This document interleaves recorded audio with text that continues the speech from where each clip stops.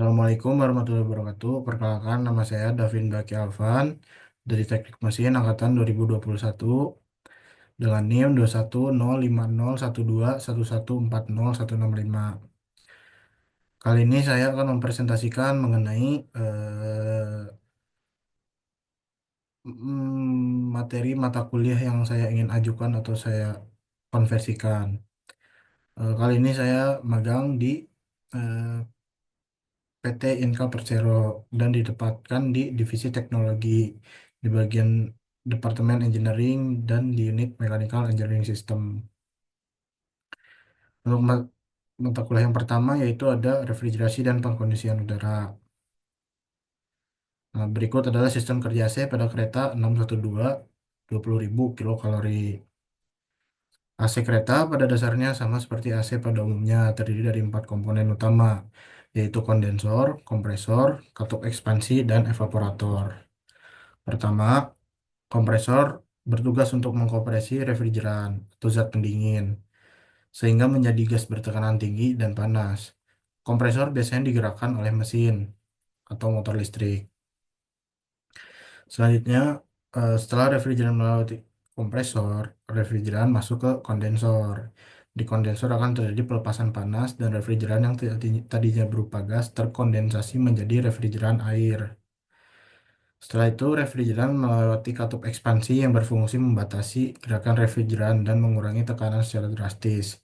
Di katup ekspansi, refrigeran akan dikabutkan atau terbentuk fasa gas dan cair yang suhu dan temperaturnya rendah. Setelah itu, berlanjut ke evaporator dengan melewatkan udara berupa return dan freeze air. Pada kumparan evaporator, suhu ruangan akan turun. Refrigeran akan dikonversi menjadi uap selama proses penyerapan panas. Fasa uap refrigeran ini akan masuk lagi ke kompresor. Di evaporator juga terdapat kondensasi air dari udara karena suhu kumparan evaporator yang dingin. Nah, tadi penjelasannya dan ini merupakan skematik cooling sistemnya. Dimulai dari kompresor, selanjutnya masuk ke kondensor coil, didinginkan, udara didinginkan, masuk keluar berupa liquid, masuk lagi ke thermal expansion, dan setelah itu evaporator coil. Untuk skematik cooling system ini akan berjalan terus dari kompresor, masuk ke kondensor, masuk lagi ke thermal expansion, dan akan menjadikan cooling system sempurna. Selanjutnya ini ada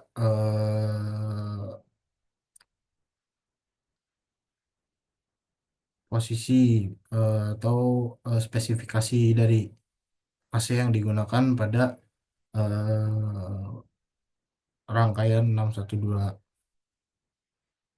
Nah, untuk return air ini yaitu return air itu jadi udara yang telah dikeluarkan melalui AC tadi akan masuk lagi untuk dikompresi karena udara yang telah tadi keluar dan untuk mendinginkan ruangan itu temperaturnya akan berubah lagi atau menjadi naik dan dikompresi lagi, masuk ke kompresi lagi untuk didinginkan kembali agar menjadi itu tadi cooling system yang sempurna. Selanjutnya ada pengambilan data test flow rate pada AC kereta KCI. Untuk pengambilan data test flow rate ini menggunakan alat wind flow meter.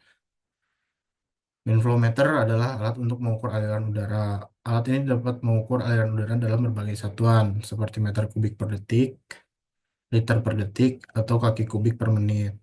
Pengambilan data ini bertujuan untuk mengetahui apakah distribusi total AC sudah menyeluruh atau belum. Pada dasarnya untuk rangkaian kereta KCI sudah menambahkan jumlah AC dalam satu kar bodi kereta dengan jumlah dua di masing-masing ujung kar. Untuk pengambilan data test flow rate ini, alat yang dipakai yaitu Canomax tipe 6501-00.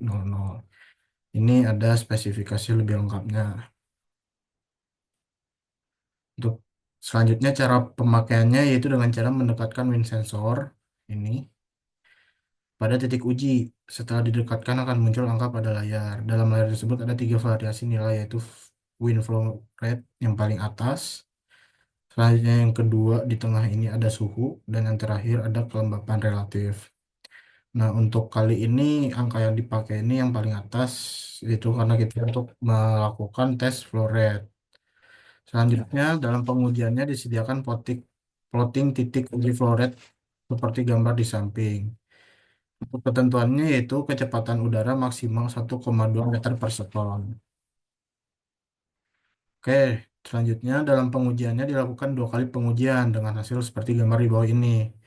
Untuk pengujian pertama di setiap titik ini rata-rata dari flow rate-nya yaitu ada di 1,65 meter per sekon. Yang artinya itu masih melebihi dari nilai kecepatan udara maksimal yaitu sebesar 1,2 meter per sekon. Setelah itu kita coba untuk melakukan menambahkan plat aluminium pada ducting AC tersebut. Dan setelah ditambahkan, setelah dipasang, kita melakukan hasil pengujian yang kedua, yaitu dapatlah hasil dari nilai rata-rata flow rate. Hasil pengujian kedua ini dapat nilai signifikan, turun signifikan sebesar dari 1,65 menjadi 1,14, yang berarti itu sudah cukup dari ini kecepatan udara maksnya tadi dan tidak melebihi. Untuk selanjutnya, mata kuliah selanjutnya yang akan saya presentasikan yaitu proses produksi. Kali ini saya akan menjelaskan mengenai proses manufaktur bugi bull stainless. Nah, selanjutnya ini ada jenis-jenis bugi. Yang pertama itu ada bugi Pennsylvania K2, bugi Cradle itu K3, bugi NT 5404 itu K4, bugi NT11 itu K5, bugi Ferrostal itu K6, bugi Gorlitz itu K7, bugi NT 60 itu K80, bugi Bolsterless itu K9. Nah, ini yang kita akan presentasikan mengenai proses manufakturnya. Yang ke-9 itu bugi kuda kepang, selanjutnya bugi ride control dan bugi barber. Selanjutnya ini ada alur proses pembuatan bugi bolsterless. Terus yang pertama itu start, masuk lalu ke manufacture drawing, lanjut ke penyiapan material, masuk lagi ke gas cutting atau laser cutting, masuk ke minor ASI, setelah itu ke full ASI, setelah itu penghalusan hasil pengelasan, selanjutnya ada annealing, finishing, painting, dan terakhir finish. Nah, selanjutnya ini eh, proses yang pertama yaitu ada manufacturing drawing. Dalam proses manufacturing ini, drawing melakukan pembuatan drawing geometri dari setiap part dalam bugi yang dibutuhkan. Nah, dari satu set bugi ini, sebelum melakukan manufacturingnya, kita melakukan drawing terlebih dahulu dari setiap part-part yang akan dibutuhkan. Seperti itu. Selanjutnya kita setelah tadi melakukan drawing, masuk ke penyiapan material. Penyiapan material ini dilakukan untuk selanjutnya akan dimasukkan ke proses manufacturing selanjutnya. Untuk material yang dilakukan itu baja karbon SS400. Nah, ini material yang dipakainya untuk penyiapan materialnya sendiri itu disiapkan di mesin laser yang akan selanjutnya akan masuk ke proses selanjutnya. Nah, ini untuk di PT Inka sendiri menggunakan laser cutting. Sebenarnya ada juga gas cutting, cuman lebih sering digunakan yaitu laser cutting. Dalam proses cutting ini yang dipakai adalah laser cutting. Untuk model yang dipakai menggunakan tipe ST FC3015 FM. Dalam prosesnya sendiri sebelum dipotong dilakukan pattern sesuai kebutuhan yang diperlukan. Nah, seperti ini Pada laser cutting sendiri sudah tersedia monitor yang kita bisa bisa kita apa ya namanya masukkan lah dari drawing tadi, drawing manufacturing itu kebutuhannya segimana dan kita akan nge-pattern atau memasukkan angka-angka dari drawing manufacturing itu ke monitor sini. Selanjutnya setelah tadi di cutting masuk ke minor assembly. Dalam tahap ini semua subpart yang sudah melalui proses laser cutting akan masuk proses minor assembly untuk digabungkan menjadi satu dengan cara dilas. Terus selanjutnya masuk ke full assembly. Pada dalam tahap ini seluruh komponen akan dilas jadi satu agar menjadi sebuah produk. Nah, tadi dari produk-produk yang kecil dia assembly menjadi produk yang lebih besar dan selanjutnya akan masuk ke full assembly ini. Untuk selanjutnya ada penghalusan hasil pengelasan. Dalam tahap ini produk yang sudah dilakukan assembly akan dibersihkan bekas pengelasannya. Jadi setiap setelah dilas akan melakukan penghalusan tadi agar lebih terlihat rapih. Nah, setelah dilas tadi masuk dalam tahap annealing. Proses ini berupa perlakuan panas yang dapat menguatkan material. Nah, tadi yang pertama itu recovery stage, heating workpiece up to the recrystallization temperature. Masuk ke alatnya ini untuk di-annealing untuk perlakuan panas dan setelah keluar itu akan menjadi sebuah material yang cukup kuat. Setelah melakukan proses annealing tadi, masuk ke tahap finishing. Dalam ini bugi yang sudah dipanaskan akan masuk pada tahap finishing, yaitu dilakukan grit blasting. Grit blasting itu penyemprotan pasir ya ke pada bodi-bodi bugi inilah. Selanjutnya ada primer coating dan painting. Nah, untuk painting ini dalam tahap ini bugi yang sudah melalui semua proses akan dicat. Nah, ini selesai. Selanjutnya ada mata kuliah statika struktur dan mekanika kekuatan bahan. Nah, untuk yang pertama ini ada materi arm load. Saya akan menghitung reaksi perletakan persamaan momen lentur, menemukan gaya geser atau lintang, menggambarkan momen lentur, dan menggambarkan gaya geser lintang. Nah, arm load ini adalah istilah untuk menunjuk pada jumlah beban atau barang yang dapat dibawa menggunakan lengan. Ini menggambarkan beban yang sehabis mungkin, sebisa mungkin dapat dipegang dan diangkat dengan lengan secara bersamaan. Nah, untuk pertama, ini menghitung reaksi perletakan. Untuk bebannya sendiri Q itu ada di 350 ton. Dengan asumsi beban horizontal tidak ada. Momen di titik A itu bernilai minus. Nah, untuk serat yang bagian atas tertarik ke bawah, bagian bawah tertekan. Untuk jaraknya sendiri, panjang dari armnya ini sendiri yaitu ada 3 meter. Untuk menghitung reaksi perletakannya yaitu sigma V sama dengan 0. VA min Q, beban, kali L, dikali panjangnya ini sama dengan 0. Jadilah untuk VA sama dengan Q kali L. Berarti dari 350 ton dikali 3 itu hasilnya dapat dari 1050 Newton. Menentukan persamaan momen lentur untuk free body sendiri X lebih besar daripada 0 dan lebih kecil daripada L sendiri. X dari titik B. Dari titik B ini. Untuk persamaan momen lenturnya itu mx plus q dikali x dikali setengah dikali x sama dengan 0. Yes. Jadinya mx itu sama dengan min setengah q kali x kuadrat. Asumsinya gaya momen lintang geser plus. Itu, X sama dengan 0 sama dengan MB, momen di B itu sama dengan 0. Kalau X sama dengan L, itu momen di A, di bagian sini, sama dengan min setengah kali L kali L kuadrat. Yang artinya min setengah dikali 350 dikali 3 kuadrat. Tadi hasilnya minus 1575 Newton meter.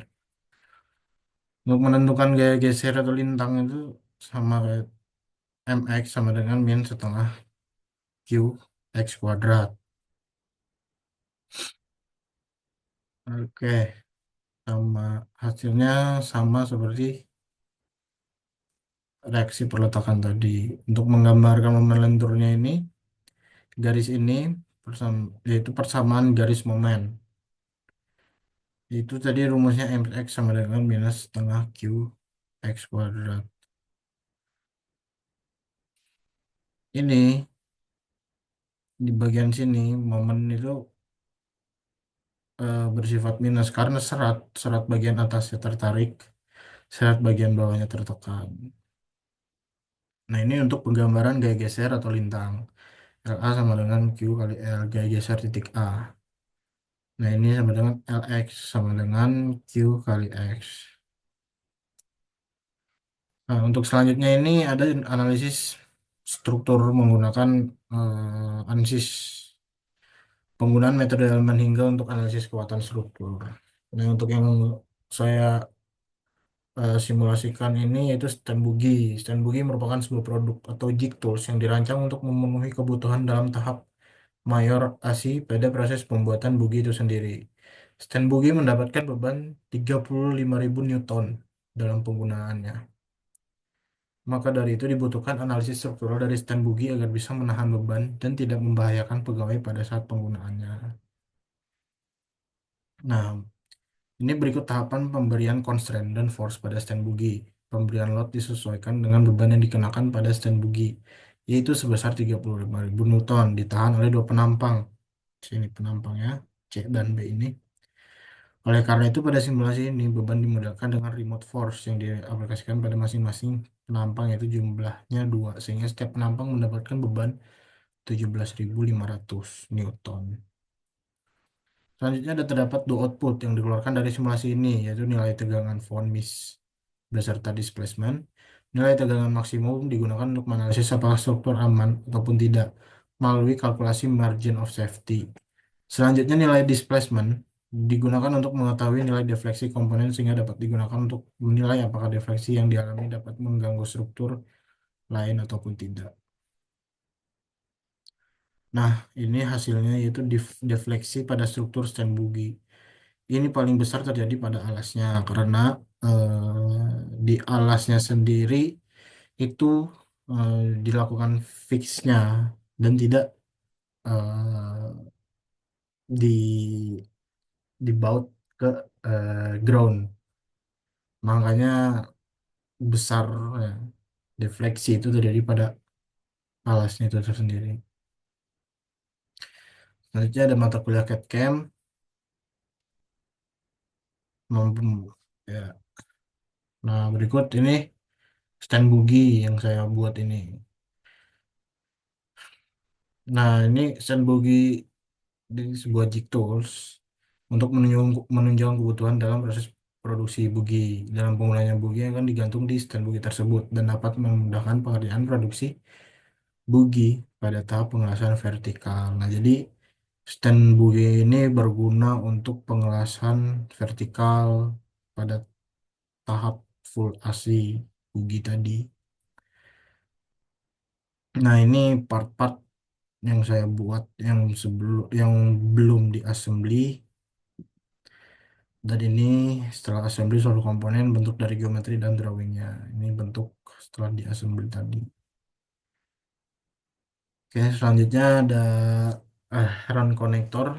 Run connector adalah komponen fisik yang digunakan untuk menghubungkan dua komponen atau lebih. Konektor memiliki fungsi sebagai penyambungan fisik yang kokoh antara komponen konektor, juga memberikan interface yang dapat disambungkan dan dipisahkan dengan mudah.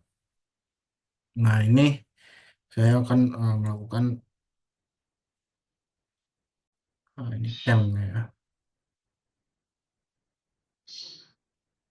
Seperti ini. Nah, kan itu generate operation plan, setelah itu generate toolpath-nya. Nah, ini keluar. Nah, ini dalam pembuatan round connector tadi itu seperti ini dengan cam tadi ya.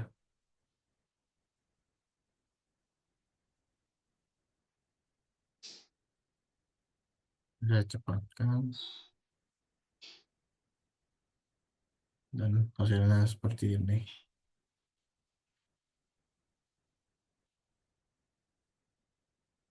Oke, selanjutnya ada metrologi industri dan kontrol kualitas. Dan tahap ini saya penggunaan alat ukur dan alat uji berupa manifold, pressure gauge.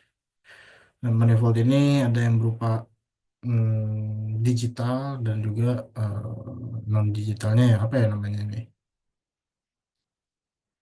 Nah, untuk melakukan pengujian tes bocor freon menggunakan leak detektor. Nah, ini leak detektor itu tes bocor pada pipa-pipa pendingin ini ya AC untuk mengetes kebocoran pada pipa-pipa ini karena pipa ini kan di bending itu rawan rawan bocor yang artinya harus dilakukan pengujian tes bocor.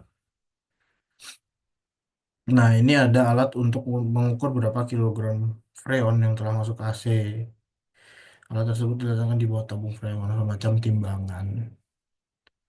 Nah, kita tahu melakukan pengisian freon AC ini, tiap AC sebanyak 7 kilogram, terdiri dari dua cycle. Satu cycle masing-masing 3,5 kilogram.